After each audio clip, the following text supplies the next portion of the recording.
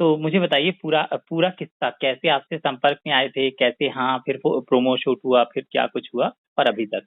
देखिए, मैं आपको बताती हूँ हुआ क्या था। मुझे इनके कास्टिंग डिपार्टमेंट से कॉल आया, हम्म, ठीक है, कि ऐसे ऐसे करके एक शो है जो कि almost similar to Bigg Boss है, हम्म, लेकिन इस बार जो प्रोड्यूस कर रही है वो बालाजी प्रोडक्शन कर रहा है हम्म, और एंडेमॉल मिल करके। हम्म, मैंने कहा फेयर इनफ, सो कैसा रहेगा? बोले सेम रहेगा, बिग बॉस जैसा ही कॉन्सेप्ट है और कर सकते हैं हम लोग साथ में। मैंने कहा फेयर इनफ, बताओ कब मीटिंग हो सकती है? तो फिर मैं इसके बाद इनसे दिसंबर एंड में मिलने के लिए गई एंडेमॉल ऑफिस, हम्म, एंडेमॉल शाइन इंडिया, जो कि बैंड्रा ईस्ट में है, ठीक हम्म, है। मैं जब वहां पे गई तो वहां पे मैं इनके स्टाफ से मिली और इनके जो क्रिएटिव हेड वगैरह हैं उनके साथ में मेरे इनके लैपटॉप पे जूम पर मेरा मतलब जो भी कॉन्वर्सेशन होना था, जो भी ऑडिशन होना था वो हुआ। रिलेटेड टू ऑडिशन इन्होंने मुझसे पूछे मेरे एक्सपीरियंसेस जो भी जेल में थे, जो भी अभी करंट सिचुएशन है काम की, क्योंकि उनको आपको पता थोड़े से बोल्ड और बंदास लोग चाहिए, क्योंकि इन्हें थोड़े से कंट्रोवर्शियल फिगर चाहिए थे। क्योंकि जब भी रियलिटी शोज की बात आती है हमारे दिमाग में हमेशा ये आता है कि अंदर बैठ के जो लोग झगड़ा करेंगे, जो टीआरपी देंगे, वही लोग शो का हिस्सा बनते हैं। सो दे वर वेरी क्लियर कि गहना हम लोग के शो में रहेगी एंड मैं भी मेंटली प्रिपेयर होकर गई थी कि जब तक ये शो कंट्रोवर्शियल नहीं होगा हिट नहीं हो सकता। जी जी। सो मैंने उसी हिसाब से उनके जो भी क्वेश्चंस थे मैंने दिए और मुझे पता था कि मैं इसमें सिलेक्ट हूँ। मैंने अपना ऑडिशन वगैरह प्रॉपर दिया एंड देन उन्होंने मुझसे कहा कि 1 या 2 दिन में हम आपको कॉल करते हैं। मैंने कहा डन। फिर उनकी कंपनी से एक लड़का जिसका नाम है रिदांश जैन, उसका मुझे फोन आया कि आप पर डे क्या चार्ज करोगे। मैंने कहा पर डे यार क्या दोगे बताओ। बोले कि यार ये बालाजी का शो है तो बहुत ज्यादा बजट नहीं। मैंने कहा यार रैंडम और शाइन इंडिया का शो है और बालाजी बहुत बड़ा प्रोड्यूसर है, बजट तो होना ही चाहिए। तो बोले बहुत ज्यादा बजट नहीं। मैंने कहा अच्छा ठीक है, मुझे 50,000 पर डे दे देना। तो उन्होंने बोला अरे मैम इतना बजट नहीं है, ये नहीं है, वो नहीं है। फाइनली हम लोगों ने लॉक किया 1.5 लाख रुपए पर वीक पर। मेरे पास अग्रीमेंट है। सो मेरा जो भी अग्रीमेंट वगैरह के लिए बात हो गई कि 1.5 लाख रुपए पर वीक पे हम आपके साथ कर रहे हैं शो और फरवरी एंड में ये शो ऑन एयर हो जाएगा। मैंने कहा ठीक है। फिर मुझे मेल आया बालाजी से कि we are locking you in 1.5 per week के लिए। मैंने कहा फेयर इनफ, डन। मैंने उनको अग्री किया, उन्होंने अग्री किया। उसके बाद फिर इनका प्रोसेस शुरू हुआ। इन्होंने मुझसे मेरे सारे जो भी हेल्थ के जो भी चेकअप्स वगैरह होते हैं, पास्ट में जो भी इश्यूज हैं, जो भी प्रेजेंट इश्यूज हैं, जो भी मेडिसिन ले रही हूँ, क्योंकि शो के अंदर अगर आप जाओगे तो उन्हें नॉलेज होना चाहिए कि क्या क्या मेडिसिन लगती हैं। ये जनवरी की बात है। सो मैंने उन्हें अपने सारे जो भी मेडिसिन के रिपोर्ट्स थे, जो भी मेडिकल टेस्ट थे, सब कुछ उन्हें भेजे। फिर उसके बाद इन्होंने मुझे सबर्बन भेजा, सबर्बन पैथोलॉजी जो लोखंडवाला शास्त्री नगर में है। मैं वहां गई, वहां पे मेरा प्रॉपर ब्लड टेस्ट हुआ, मेरा हेल्थ चेकअप हुआ, मेरा एक्सरे वगैरह इन लोगों ने सब कराया, ठीक है। वो होने के बाद रिपोर्ट वाज फाइन। मैं डायबिटिक हूँ, मैंने उन्हें पहले ही बताया था कि मैं टैबलेट्स ले रही हूँ। फिर उन्होंने मुझसे मेरे डॉक्टर का नंबर मांगा, मैंने डॉक्टर का नंबर दिया। फिर देन इनके जो ये साइकेट्रिस्ट होते हैं उनके साथ मेरा 2 घंटे 2.5 घंटे का वीडियो कॉल हुआ, जो ये सबके साथ करते हैं। फिर उसके बाद इन्होंने टिटनेस की इंजेक्शन दी, सबको दिया था इन्होंने। तो वो इंजेक्शन दी तो मैंने पूछा कि क्यों दे रहे हैं, तो उन्होंने कहा नहीं इट इज इम्पोर्टेंट, आपके हेल्थ के लिए बहुत अच्छा होता है, शो के अंदर अगर चोट वगैरह लग गई तो। मैंने कहा ठीक है। फिर उसके बाद इनका जो डिजाइनर है, क्या कीन फन से मुझे इन्होंने कोऑर्डिनेट किया। कीन मेरे घर आया, मेरे मेजरमेंट्स हुई, हम लोगों का कॉस्ट्यूम के कलर्स को भी लेकर डिस्कशन हुआ, क्योंकि तब तक हम लोग को नहीं पता था कि ये सेम ऑरेंज कलर की जो यूनिफॉर्म पहना रहे हैं, उस समय ये नहीं था प्लान। बट हाँ, एंट्रेंस के टाइम पे जब आप देखोगे एंट्री में सबने वैरायटी ऑफ कॉस्ट्यूम पहने हुए, वैसे ही मेरे भी मेजरमेंट्स हुए, ठीक है। ये सब चल रहा है। फिर उसके बाद 1-2 बार मीटिंग हुई मुझे, मैं ऑफिस भी गई बालाजी के कॉन्ट्रैक्ट साइन करने के लिए, मैं साइन करके आई कॉन्ट्रैक्ट। फिर 1-2 बार और इनके आर्ग्यूमेंट्स, 1-2 बार और डिस्कशन हुए, तब इन्होंने मुझे रिवील किया कि आपको पता है हमारे शो की जज कौन है। तो मैंने कहा कौन होगी। फिर उन्होंने कहा जज मतलब होस्ट। मैंने कहा करण कुंद्रा होगा, बालाजी का शो है तो करण ही होगा। तो बोले नहीं नहीं, अब फिल्म में सोचो। तो जैसे उन्होंने बोला ना, मेरे दिमाग में पहला नाम कंगना का है। मैंने कहा कंगना रनावत। बोले एग्जैक्टली। तो आपको कोई इशू तो नहीं है, क्योंकि कंगना भी कंट्रोवर्शियल फिगर है, आप भी हैं। मैंने कहा नहीं मुझे क्या इश्यू होगा, आप मुझे पे कर रहे हो, मैं आपका शो कर रही हूँ, बात खत्म। बोला नहीं हमारे कुछ जो कंटेस्टेंट्स हैं उन्हें इश्यूज है, कुछ लोग छोड़ रहे हैं शो। मैंने कहा नहीं नहीं मुझे कोई प्रॉब्लम नहीं, कंगना अपना काम करेगी, मैं अपना काम करूंगी। फिर फर्दर हमारा 2 से ढाई घंटे का डिस्कशन हुआ। मेरा पूरा जनवरी इन लोगों ने बर्बाद कर दिया। फरवरी जब शुरू हुआ तो आपसे भी मेरी एक बार बात हुई थी, जब आपने मुझे फोन किया था कि आप जा रहे हो क्या। उस दिन मैं जीवदानी मंदिर में थी जब आपका फोन आया था। ओके, विरार। मैं हाँ विरार में। तो मैं मंदिर के ही कुछ सीढ़ियां पहले वहां पे बैठ करके जूस पी रही थी जब आपका फोन आया था। तो तभी था कि मैं जा रही हूँ, 28 को शो है इनका, तो 26 को मुझे जाना है अंदर। तब आपसे मेरी बात हुई थी कि मेरा एनडीए साइन है तो मैं आपसे कुछ बोल नहीं सकती हूँ, क्योंकि हम लोगों से प्रोमो शूट भी हो गया था ना इस समय तक। हाँ सब कुछ मेरा शूट हो चुका था, सब कुछ शूट हो चुका था। ठीक है। हम लोगों ने जो जोश इनके साथ है, जो बाकी जो वो जो है ना इनके जो छोटे छोटे वीडियोस बनाते हैं उसके भी हमारे शूट्स हो गए कि आप हमें वोट दीजिए, ऐसे करके प्रमोशन होगा। कालिया मैदान है फिल्म सिटी में, वहाँ पे इन्होंने जेल वगैरह का थोड़ा सा फ्रेम लगा रखा है, वहाँ पे हम लोगों ने शूट कर लिया। ठीक है।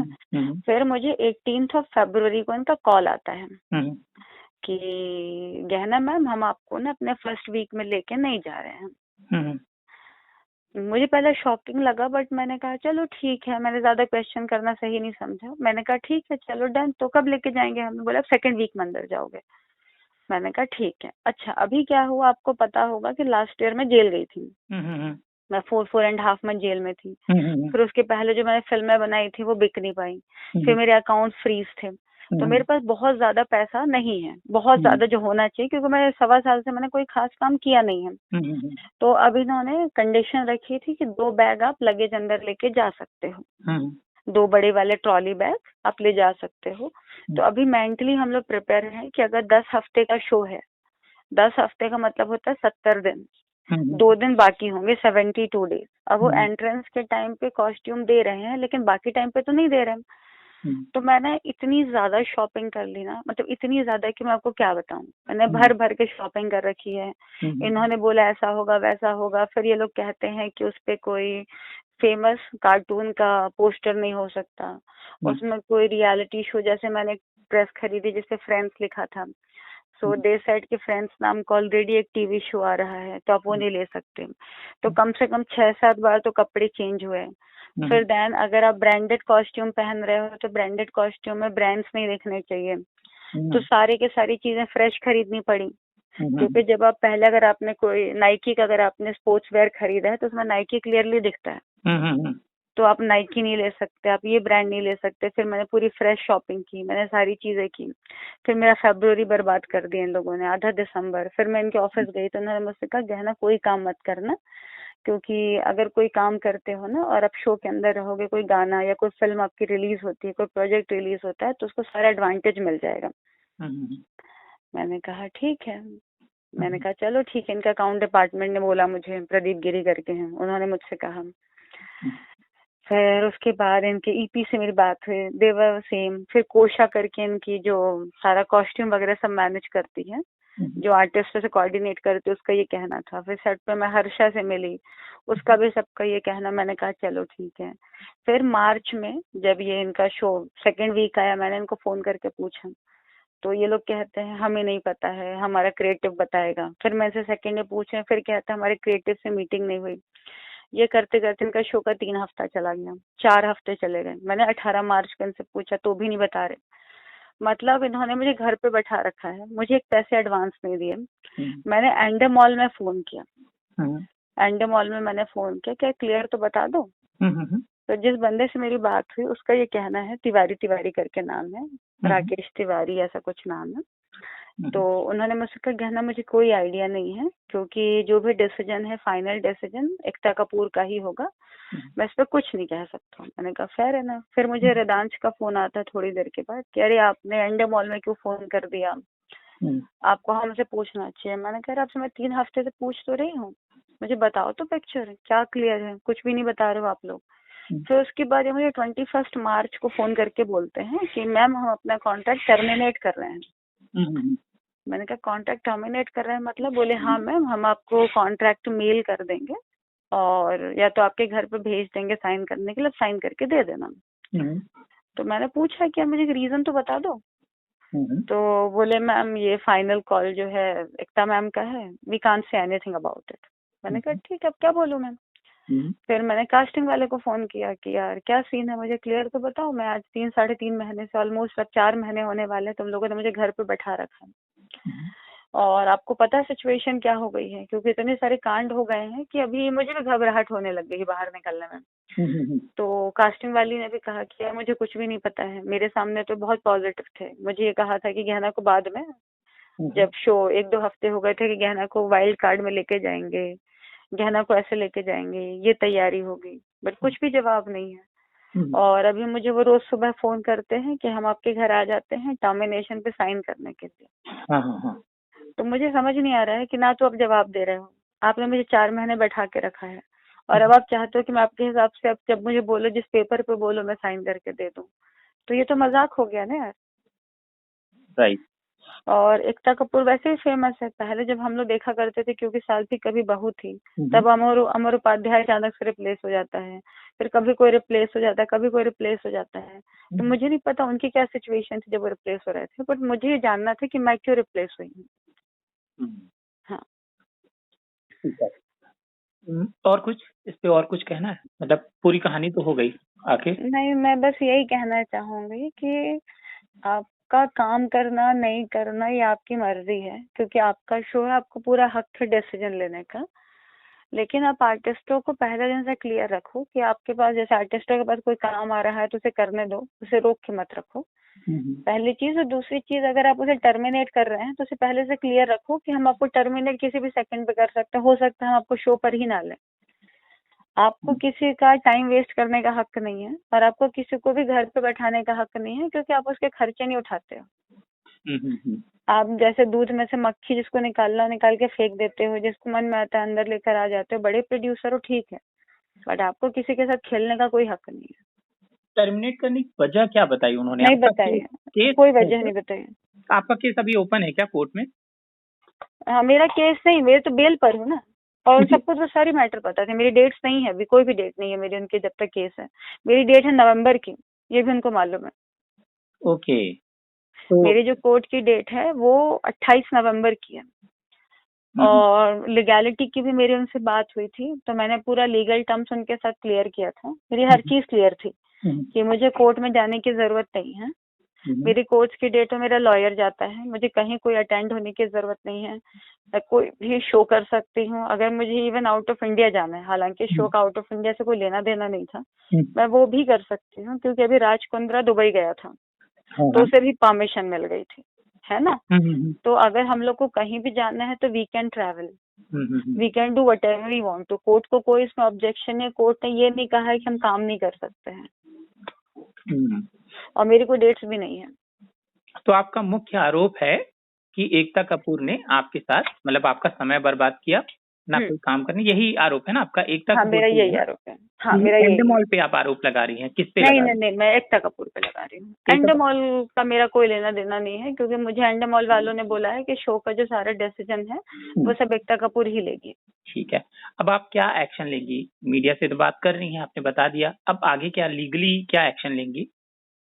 लीगली मुझे नहीं पता है, मैं ईमानदारी से बताऊं, मुझे लीगल का कुछ नहीं पता। मुझे लीगल में क्या करना चाहिए क्या नहीं करना चाहिए।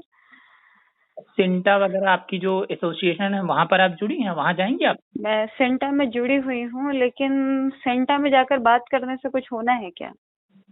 मतलब आपकी संस्था है तो आपका क्योंकि समय सेंटा तब आपको हेल्प करती है ना जब आप शूट कर लेते हो, फिर वो पे नहीं करते, तब आपकी हेल्प करती है ना सेंटा। नहीं, अगर आर्टिस्ट के साथ कोई भी ऐसी घटना हो रही है हाँ हाँ, जो किसी भी तरह का हैरेसमेंट या किसी भी तरह का शोषण, काम को लेकर आपको घर में बिठा दिया, आप मतलब कि आप कोई शो नहीं ले सकते, है ना? हाँ तो हाँ हाँ, मेरे मतलब मैं ऐसा सुना हूँ और मैं जानता हूँ, जहां तक मैं सेंटा के केसेस को जानता हूँ, उसमें है कि आप अपनी किसी भी तरह की शिकायत लेकर अपने संस्था में जा सकते हैं। तो मैं एक बार बात करके देखूंगी, क्योंकि मुझे तो नहीं मालूम है कि वो लोग क्या करेंगे, क्योंकि अभी तो मैंने इतना कुछ देख लिया है कि अभी मेरे अंदर हिम्मत भी नहीं रह गई है कि मैं किसी से क्या लड़ूं। लेकिन एक बार मैं जाके बात जरूर करके देखूंगी, अगर होता है तो बहुत अच्छी बात है, तो एक बार ट्राई करूंगी मैं। और लीगली क्या आप एकता कपूर के खिलाफ अपने लॉयर से आपकी बात हुई कि हम लीगली क्या कर सकते हैं? नहीं, मेरे लॉयर से कोई बात नहीं हुई अभी तक। लेकिन आप सोच रही हैं कि लीगली आप एक्शन लेंगी?